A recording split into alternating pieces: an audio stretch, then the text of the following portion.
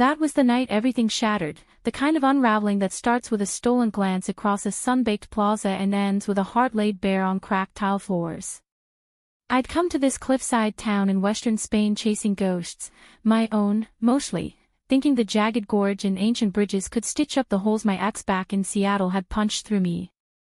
Rhonda, with its Moorish whispers and endless olive hills, was supposed to be my reset button, a place where Americans like me could play at reinvention without the baggage of strip malls and Starbucks. But reinvention has a funny way of dragging the past along for the ride, especially when your neighbor turns out to be the most beautiful complication you've ever met. Cecilia Vargas was the first face I saw after the movers dumped my boxes in that creaky two-story casa on Calle del Pozo. She was hauling groceries up the shared stone steps, her dark hair tied back in a messy bun, laughing at some joke her tabby cat must have told, because it was weaving between her ankles like a furry conspirator. "New blood in the building," she'd called out, her accent a lilting mix of Andalusian sun and California vowels. Her mom was from LA, she'd later confess, a transplant like me but with deeper roots. I was 32, frayed from a decade in tech writing for faceless startups, nursing a divorce that felt more like an eviction notice. She was 27, a painter who'd flood the galleries of Madrid for Rhonda's raw edges, her canvases splash with the ochre reds of the Puente Nuevo Bridge at dusk. We fell into easy rhythm that first week. Mornings, I'd brew coffee on my tiny balcony, the steam mingling with the mist rising from the gorge below, and she'd lean over from hers, 2 feet away across the wrought iron rail, trading stories about homes we'd outgrown. "Seattle sounds like a wet dream," she'd tease, her green eyes crinkling, "all that gray sky and indie bands. Here, we get fiestas and heartbreak in equal measure." I'd laugh, but it was her laugh that hooked me, the low, throaty one that bubbled up like kava from a shaken bottle. There was no agenda, no late-night texts at first, just 2 women orbiting the same crumbling orbit, sharing the weight of being foreigners in a town that eyed us with polite curiosity. It started innocently enough, the way these things do when you're not looking. A shared bottle of Rioja one evening after a storm knocked out the power, candles flickering on her cluttered kitchen table amid half-finished sketches of bullfighters and flamenco dancers. We talked until the wax pooled, about her abuela's stories of the Civil War, the ones that ended with lovers parted by rifles and ideology, about my mom's quiet unraveling after Dad's affair, the way she'd garden like it could bury the pain. Cecilia's fingers brushed mine as she poured the last drop, and the air thickened, charged like the moments before lightning cracks the Sierra. "You're not like the others who wash up here," she murmured, her gaze holding mine, steady and searching. "They come for the views. You look like you're hunting something real." I didn't kiss her that night. I wanted to, God, the pull was visceral, a tide dragging me under, but I pulled back, mumbling about jet lag and unpacked boxes. Reinvention, remember. I wasn't ready to trade one wreckage for another. But the next day, as I wandered the Monday market in the old town, haggling over figs and manchego with vendors who called me guapa like it was my birthright, I felt her before I saw her. That laugh again, cutting through the chatter. She was at a stall piled with vibrant spices, negotiating with a toothless elder whose hands danced like he was casting spells. When our eyes met, she grinned, wicked and warm, and slipped a pinch of saffron into my palm. "For your next reset," she said. "Turns everything golden." Golden. That's what it felt like, those early days. We'd hike the senderos along the gorge at dawn, the air crisp with pine and wild thyme, her stories weaving through the mist like threads in a tapestry. She painted en plein air, her easel set up on a ledge where the wind whipped her hair into a halo, and I'd sit nearby, pretending to journal but really just watching the way her brushstrokes captured the light fracturing off the river 1,000 feet below. "What's the point of art if it doesn't bleed a little?" she'd ask, smudging charcoal on her cheek, oblivious to the streak. I'd wipe it away with my thumb, our breath sinking in the quiet, and wonder if this was what healing felt like, not the absence of scars, but the courage to trace them. Then came the letter. It arrived on a Thursday, tucked into my mailbox like an afterthought, the envelope crisp and official, postmarked from San Francisco. I didn't recognize the handwriting at first, loopy, feminine, with a flourish on the C, but when I tore it open in the shadowed alcove of the building's courtyard, my knees buckled. Jamie, it's been too long. We need to talk. Cecilia.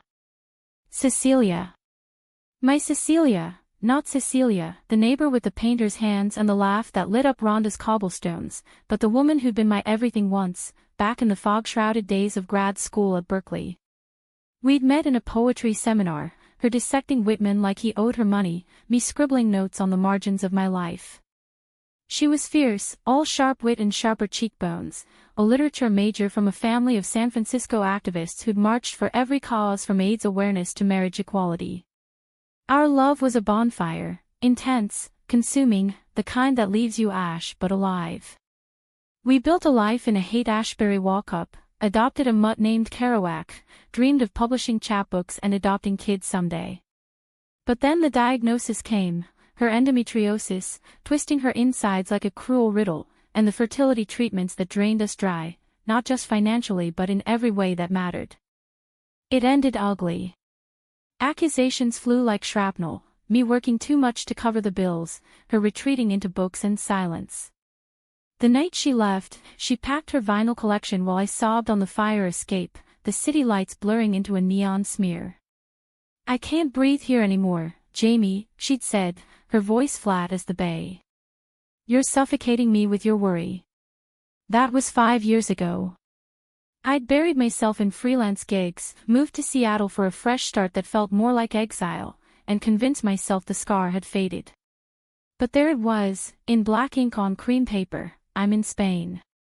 Rhonda, actually. Heard you're there too. Coffee? For old time's sake. See. My hands shook as I folded it away, the courtyard's fountain mocking me with its steady trickle.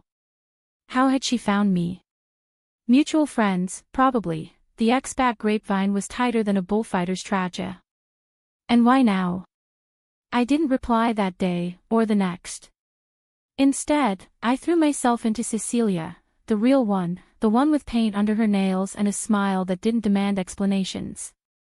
We cooked paella on her gas stove, the saffron she'd given me threading gold through the rice, and danced to Rosalia on her record player, hips swaying in the cramped space until we collapsed in giggles on the rug. Stay, she whispered once, her head on my shoulder, the record's needle scratching to silence. Just for tonight. I stayed, but we didn't cross that line, not yet. It was enough to hold her, to feel the rise and fall of her ribs against mine, like sinking to the gorge's hidden pulse. But secrets have a way of seeping through stone walls. A week later, as Cecilia and I picnicked on the outskirts, manchego crumbling between figs, her sketchpad open to a half-formed portrait of me, I spotted her. Cecilia. Across the meadow, near a cluster of cork oaks, she stood with a map in hand, her blonde hair cropped short now, practical and severe, a far cry from the waves she'd worn in our hate days.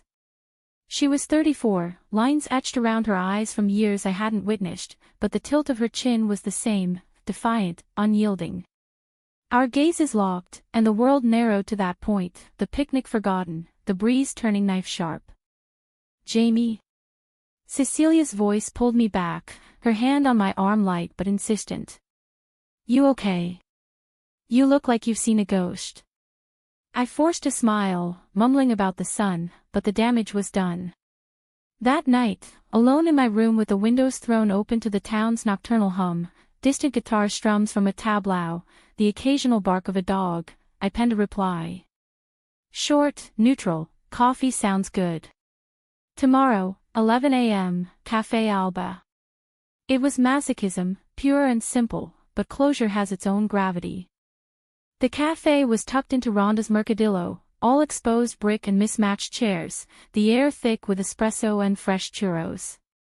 Cecilia arrived early, nursing a courte-à-deux, her eyes scanning the door like she was waiting for an ambush. When I slid into the seat opposite, she leaned forward, elbows on the scarred wood.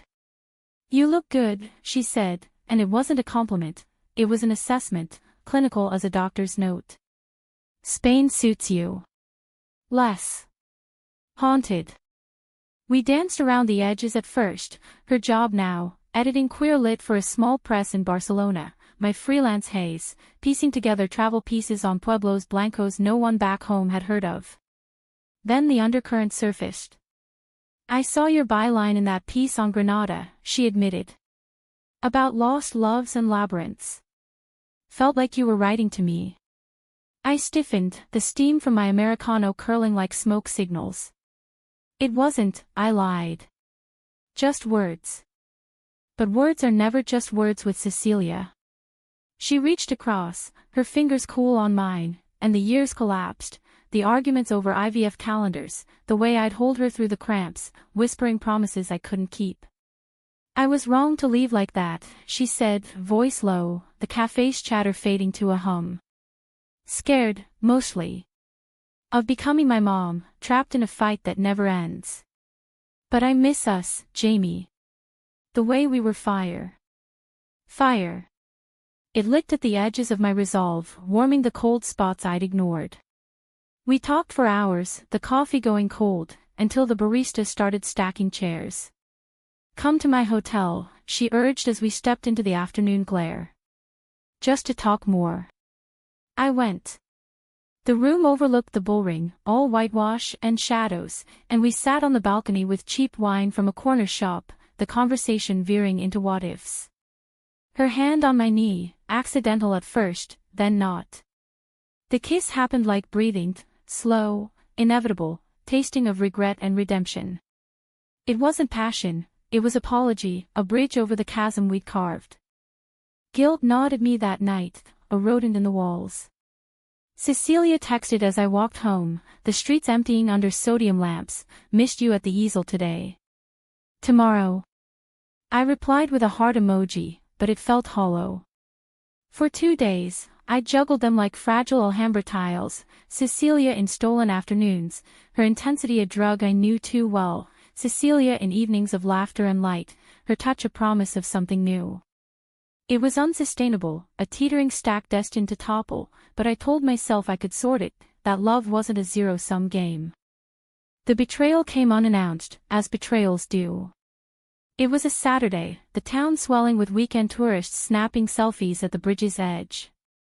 I'd promised Cecilia a hike to the Cueva del Gato, a hidden cave where the river emerges like a miracle, but Cecilia texted mid-morning, "Need you. Now. Room 204. The pull was magnetic, shameful. I cancelled on Cecilia with a lame excuse about a deadline, my stomach twisting as her "okay" rain check red heart lit up my screen. In the hotel room, Cecilia was pacing, her face storm cloud gray. "I can't do this halfway," she declared, pulling me into an embrace that bordered on desperate. "Move back with me to Barcelona. We can start over, therapy, the works. I love you, Jamie. Still." The words were a gut punch, stirring embers I'd thought extinguished. We made plans in whispers, she'd sublet her flat, I'd wrap up my lease. It felt like salvation, or so I lied to myself as I left, the sun dipping low, painting the gorge in blood oranges. But fate, that capricious Andalusian dancer, had other steps. As I rounded the corner to our building, key in hand, the door to my room, my unlocked door, damn the haste, swung wide. There stood Cecilia, sketchpad clutched like a shield, her eyes traversing from my rumpled shirt to the lipstick smudge on my collar, faint but damning. Behind her, on my desk, the letter from Cecilia lay open, its words a confession scrawled in my own hand. "Jamie," she breathed, the pad slipping to the floor, pages fluttering like wounded birds. "Who's she? And why does it feel like I'm the one who's been replaced?" The rain started then, a sudden deluge that matched the flood in my chest. I opened my mouth, but the truth stuck, thorny and vast. In that suspended moment, with thunder rumbling over the Sierras, I saw it all, the hook I'd swallowed, the line reeling me back to a past that no longer fit. We didn't speak for what felt like hours, just stood there as water pooled on the threshold, her silence louder than any scream.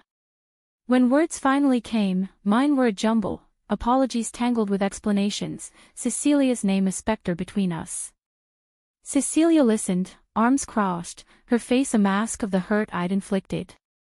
I thought we were building something, she said at last, voice steady but eyes glistening. Not patching an old roof. She turned then, gathering her things, the scarf she'd left on my chair, the jar of wild honey from our market runs, and walked out, the door clicking shut like a full stop. The days that followed were a blur of penance. I cancelled on Cecilia, her voicemails piling up like unanswered prayers. What happened? We were so close. I wandered Rhonda's labyrinthine alleys alone, the bridges mocking my isolation, their arches spanning chasms I now understood intimately. The expat crowd, writers and retirees nursing sangria at La Casa del Puente, sensed the shift, their invitations tapering to polite nods.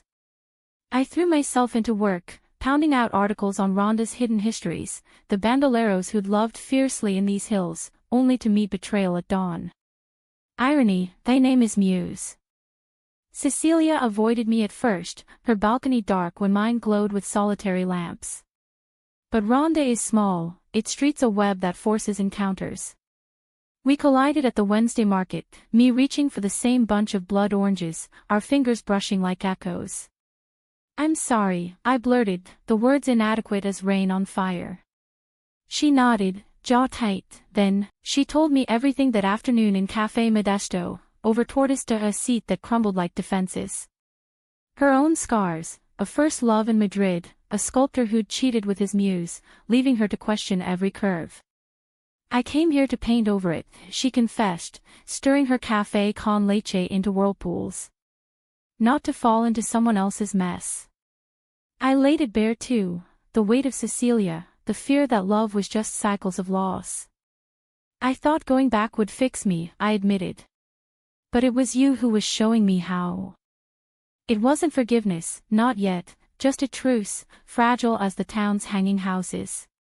We started slow, walks without words, her sketching while I read aloud from Lorca, his gypsy ballads mirroring our own tangled fates. The attraction simmered, unspoken but electric, in the spaces between. One evening, as we watched the sun bleed into the gorge from my balcony, she leaned her head on my shoulder. What if we don't rush, she murmured. What if we just be? I kissed her temple then, soft as a question, and she turned, her lips meeting mine in the dying light. It was tentative, exploratory, a kiss of rediscovery, tasting of salt and second chances. Cecilia didn't fade quietly. She showed up at my door a fortnight later, rain-slicked and resolute, a ticket to Barcelona clutched in her fist. This is it, Jamie, she said, eyes fierce. Come with me, or let me go for good. The hallway echoed with our history, the laughter, the laments, and for a heartbeat, I teetered. But then I thought of Cecilia's hand in mine during a midnight stroll, the way Rhonda's stars seemed to approve. I can't, I told her, voice steady for the first time in years. Not anymore. Go heal, Cecilia. I'll do the same here.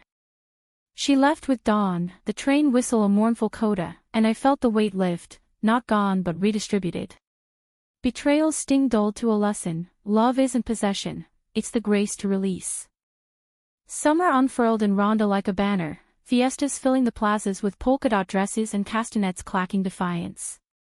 Cecilia and I wove deeper into each other's worlds, her introducing me to her circle of local artists, bohemian souls who debated surrealism over Tinto de Verano, me sharing playlists of Elliott Smith and Brandi Carlile, their lyrics a soundtrack to our quiet revelations. We made love for the first time on a blanket under cork oaks, the moon a silver witness, bodies moving with the reverence of survivors.